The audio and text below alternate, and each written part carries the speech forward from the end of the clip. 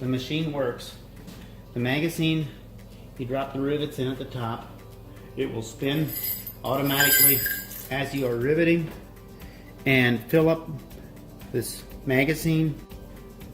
As far as adjusting height, this is adjustable whichever height you prefer. Basically an completely variable adjustment. This will adjust your strap centering system.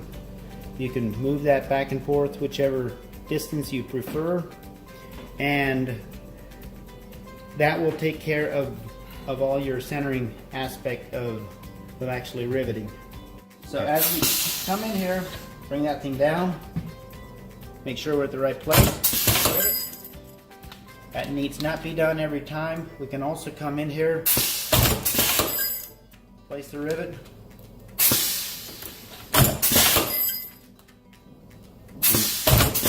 You can go as fast as you can put them caps in there.